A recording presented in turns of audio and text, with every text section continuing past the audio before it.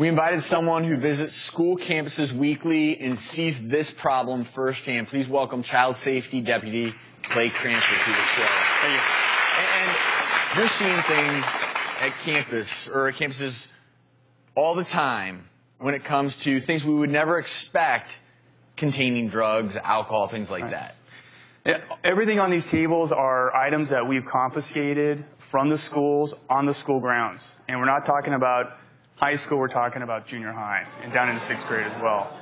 And, kids are looking for ways to get high, and they're trying to do it under the noses of the school officials, their parents. And so we have some new technology and new things that they're using to help them do that. So a parent, you think, okay, if I find this in my kid's room, I know there's a problem. This is obvious to me, but some of the stuff over here, so much less obvious. So let's go through some of the things that you're confiscating, because parents need to be aware. If these show up in their kids' bags, they might be using. Right. So one of the things that we're seeing a lot right now over the last school year is these e-cigarettes or vape pens. And here's one. And what you have is a battery-operated device that heats up and vaporizes liquid nicotine. And it's just a nicotine delivery system. And e-cigs, in some ways, are all the rage right now, because the thought process is, well, maybe you're not inhaling all the carcinogens. But I heard that they're using these to try to smoke marijuana and other substances as well? Yeah, so once the technology is out there, you're smoking a liquid, you can make marijuana into a liquid as well. And they're able to ingest now high concentrated THC in the classroom, in their bedrooms, where normally, traditionally you'd light up a joint, you can smell it from quite a distance away. So now it's virtually odorless. And chocolate bars.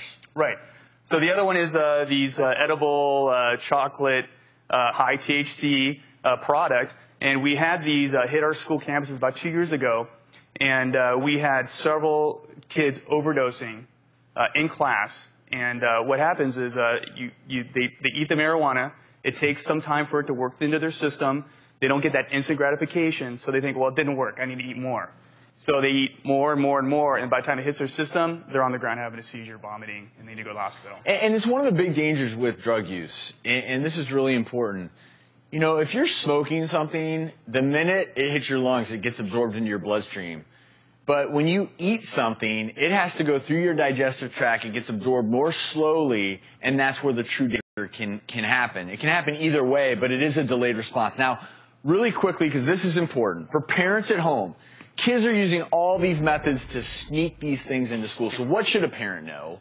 Okay. Like what are the methods of sneaking things into school, or maybe a teacher's at home watching right now? Yeah, kids are smart. They're ingenious, and they'll take items that look like everyday household products. They'll hollow them out, and they'll put their drugs inside here. So looking at this sitting on the shelf, you're thinking, oh, this is a water bottle, but when you pull it off, what you find is their marijuana stash.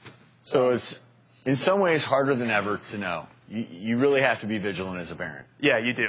Deputy Clay, thank you so much for explaining this to us. And we'll have more dangerous trends that you need to look out for at thedoctorstv.com.